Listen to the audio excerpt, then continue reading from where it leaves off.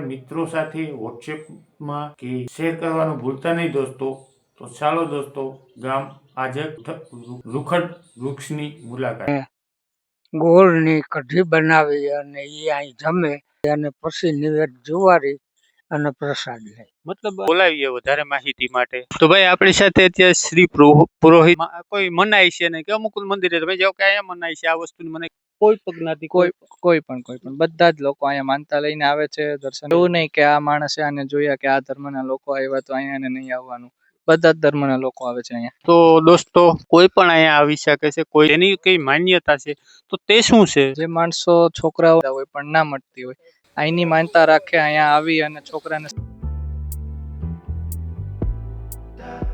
જય શ્રી રામ દોસ્તો, leave vlog ચેનલમાં આપનું સ્વાગત છે. હું આપનો દોસ્ત લક્ષ્મણ પરમાર. તો દોસ્તો આજે આપણે જઈ રહ્યા છે ગામ આજક, જ્યાં દોસ્તો જે રૂખડ વૃક્ષ કહેવામાં આવે છે અને રામ વૃક્ષ તરીકે પણ ઓળખવામાં આવે છે. હવે દોસ્તો આ વૃક્ષની થોડીક હું તમને ઇન્ફોર્મેશન આપી દઉં. તો દોસ્તો આ વૃક્ષ ભગવાન રામ થી પણ કનેક્શન છે. અમુક માન્યતા અનુસાર કે જે માં સીતાએ દાતણ કરી અને ફેંકેલું તેમાંથી આ વૃક્ષ થયેલું છે. બીજા નંબરમાં દોસ્તો કે અહીંયા એવી માન્યતા પણ છે કે કોઈ પણ બાળકોને ઉધરસ ન મટતી હોય, ગમે એટલા દવાખાના ફરી લીધા અને આ વૃક્ષને જે એક મૂળ છે તે આગળ વિડીયોમાં આપણે જોશું. તેને નીચેથી ગરકાવવાથી છોકરાઓની ઉધરસ મટી જાય છે અને આ એટલું મોટું અને અડીખમ વૃક્ષ છે દોસ્તો. પણ આ વૃક્ષની માત્ર એક ડાળ હલાવવાથી આખું વૃક્ષ હલે છે દોસ્તો. અને આને રૂખડ વૃક્ષ પણ કે આનું નામ હકીકતનું નામ છે રૂખડ વૃક્ષ અને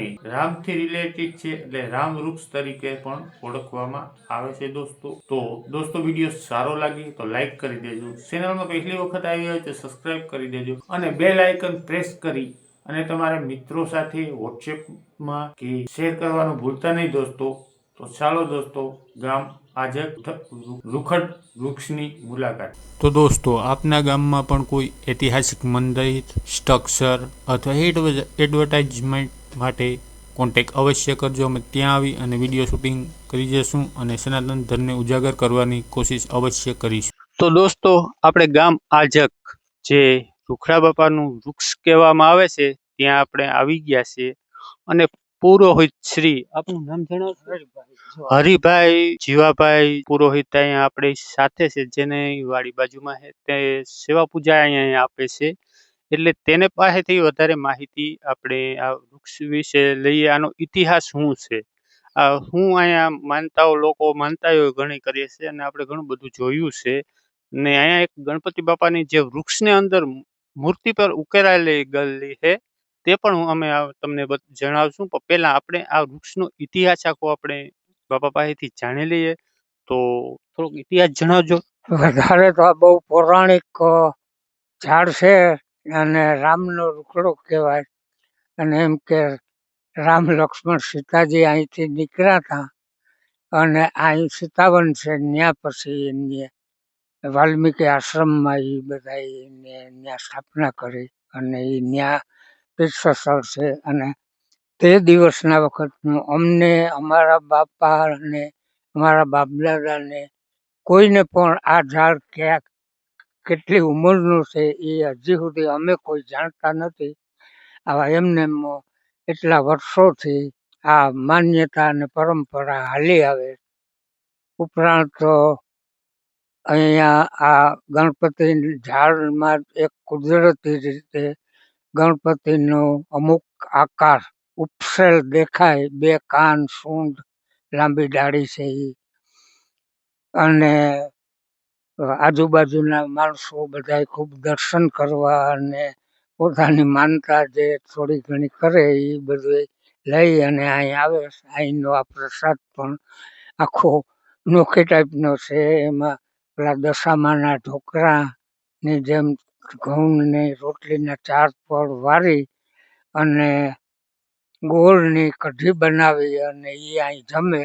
અને છોકરાઓને ઉધરસ હોય, જે કંઈ તકલીફ હોય એ માન્યતા અહીં આવી અને એના નિવેદ કરી અને અહીં એક બહારની સાઈડમાં મૂળ છે. એ મૂળની નીચેથી છોકરાઓને 7 વાર ગળકાવી અને અહીં ધૂપ દીવો અગરબત્તી બધું કરી પગે લગડાવી અને પાછા પોતાની શ્રદ્ધા પૂર્વક ઘરે જાય છે. અને ખૂબ બહારના માણસો બધા અહીં આવે છે, જાય છે અને દર્શન કરી અને આવવા જવાનો રસ્તો પણ સારો છે, પેવર બ્લોક નાખેલો. અને રૂખડા બાપાનું મંદિર ઓલું વૃક્ષ શા માટે કહેવામાં આવે બાપા? આ રામનો રૂખડો કહેવાય ને. રામનો રૂખડો કહેવામાં આવે છે. હા, બાકી તો વૃક્ષ હેનું કહેવામાં આવે? એ આ રૂખડા બાપાનું નામ જ રૂખડબાવો રૂખડબાવો કહેવામાં આવે છે. અને આમાં એ આ રૂખડા ઝાડનું નામ જ છે. આ ઝાડ 2-3 ઠેકાણે છે. એક ગિરનારમાં ભવનાથ તળેટીમાં ઘણી વાર બતાવે. એક ભવનાથ તળેટીમાં ત્યાં એક આ રૂખડા બાપાનું ઝાડ છે અને એક આ બાજુ ક્યાંક છે, આ સાપુર બાજુ. ઈ મને બહુ કઈ બીજે યાદ નથી, પણ અહીં તો મેં નજરે જોયું. એક ડાળ હલાવવાથી આખું ઝાડ હલે, ડાળ હલાવે એટલે. પણ અમુક આ જાડું થડ ને છે એટલે થડ સુધી તો એ તો ન પહોંચી શકે. ત્યાં લગન તો નો વાઇબ્રેટ થઈ જ હા, નહીં. ન થાય. અને બીજા નંબરમાં તો આપણે અહીંયા દોરો આ બાંધેલા છે બાબા, હા, એની શું માન્યતા? એ આ જે માનતા લઈને આવે એ શ્રદ્ધાળુ પેલા દોરો બાંધી અને 7 વાર પ્રદક્ષિણા કરી અને પછી નિવેદ જુવારી અને પ્રસાદ લે. મતલબ અહીંયા દોરો બાંધીને 7 વાર પ્રદક્ષિણા કરીને પછી જ માનતા ચડે. હા, માનતા ચડે. એ જાતની એવી ઓલી છે, એક જાતનો રિવાજ, પરંપરા, માન્યતા. તો દોસ્તો, આપણે જેટલી બાપા પાસેથી જે જાણકારી હતી, ઇતિહાસ બાપા પાસે હતો એટલો. બાકી આ વૃક્ષનો ઇતિહાસ 2-3-4 પેઢી કોઈને ખબર જ નથી કે આ વૃક્ષ કેટલું જૂનું છે, કેટલું પુરાણું છે. રૂખડ બાપાનું મંદિર રામ રૂખડો કહેવામાં આવે છે, પણ કેટલું જૂનું છે તો કોઈને ખબર નથી. એટલે જેટલી માહિતી આપણે બાપાએ આપી તે આપણે લીધી. હવે આપણે બીજા ભાઈને બોલાવીએ વધારે માહિતી માટે. તો ભાઈ, આપણી સાથે અત્યારે શ્રી પુરોહિત છે, આપણે યુવાભાઈ છે.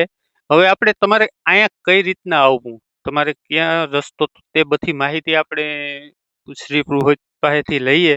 તો ભાઈ, અહીંયા આવવા માટે અહીંયા આવવું હોય તો આપણે જે દ્વારકા સોમનાથ હાઈવે છે ત્યાં આત્રોલી ચેકપોસ્ટેથી તમારે 1.5-2 કિલોમીટરના અંતરે અંદર આવવું પડે. આજક ગામ આવે છે, ત્યાંથી તમે સીધા આવો એટલે તમને 3 રસ્તા મળે. એક ત્યાંથી અંદર આવવાનું અને આ ફાઈબર બ્લોક વાળો જ આખો રસ્તો છે, એટલે ત્યાંથી તમારે સીધું આવતું રહેવાનું. એટલે છેલ્લે તમે જ્યાં પહોંચો ત્યાં આપણે આવી જઈએ છે રૂખડા બાપાનું. અને આપણે આજક ગામનો તાલુકો માંગરોળ, જિલ્લો જુનાગઢ. તાલુકો માંગરોળ, જિલ્લો જુનાગઢ. આજક ગામ. અહીંયા કોઈ આવે તો અહીંયા આપણે કોઈ વાડીવાળા તમને અહીંયા હોય જ નહીં? હા, આખો દિવસ અહીંયા જ હોય અમે.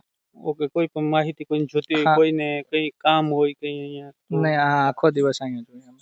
અને આ બાજુમાં વાડી તમારી? હા, અમારી. તો દોસ્તો, જો તમારે અહીંયા આવવું હોય તો બાજુમાં જ આ પુરોહિતોનો બધે જેટલા છે ને પુરોહિત જ છે, તેની જ વાડીઓ છે ને અહીંયા જ હોય. તમારે કોઈ પણ કામ હોય, કોઈ માન્યતા લઈને આવ્યા હોય, કોઈ પણ વસ્તુ તમારે કામ હોય, તમે ડાયરેક્ટ વાડીએ જવાનું. કોઈ રોક કે કોઈ ટોકટાક છે નહીં, કે કોઈ મનાઈ છે નહીં, કે અમુક મંદિરે તમે જાઓ કે અહીંયા મનાઈ છે, આ વસ્તુની મને કોઈ જાતની કોઈ મનાઈ છે નહીં.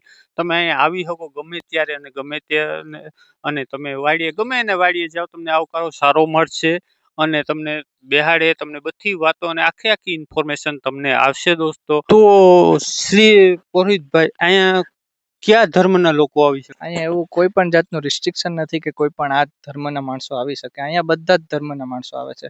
કોઈ પણ જ્ઞાતિ, કોઈ પણ બધા જ લોકો અહીંયા માનતા લઈને આવે છે, દર્શન કરે છે. કોઈ જાતની રોકટોક નહીં, કોઈ જાતની રોકટોક નહીં. એવું નહીં કે આ માણસે આને જોયા કે આ ધર્મના લોકો આવ્યા તો અહીંયા નહીં આવવાનું. બધા જ ધર્મના લોકો આવે છે અહીંયા. તો દોસ્તો, કોઈ પણ અહીંયા આવી શકે છે, કોઈને કોઈ જાતની કોઈ રોકટોક છે નહીં. તો દોસ્તો, અહીંયા કંઈક નાના છોકરાઓની માન્યતા છે કે જેને ઉધરસ છે, દવાખાના ફરી અને ક્યાંયથી ઉધરસ નથી મટતી, તેની કઈ માન્યતા છે, તો તે શું છે? જે માણસો છોકરાઓને દવાખાના ફેરવીને થાક્યા હોય, ઉધરસ ના મટતી હોય, ઘણા બધા દવાખાના ફરી લીધા હોય પણ ના મટતી હોય, અહીંની માનતા રાખે, અહીંયા આવી અને છોકરાને 7 વાર અંદરથી ગડકાવે, આ જે ઓલું છે એમાંથી, એટલે છોકરાને ઉધરસ મટી જાય છે. આ માન્યતા છે. અને અમે જોયેલા છે, ઘણા દાખલા એવા જોયેલા છે કે છોકરાને ઉધરસ ન મટતી હોય પણ અહીંની માનતા રાખે અને અહીંયા આવે એટલે ઉધરસ મટી જ જાય છે. તો આ ઇન્ફોર્મેશન તમને કેવી લાગી તે કોમેન્ટ બોક્સમાં અવશ્ય જણાવજો. Thank you.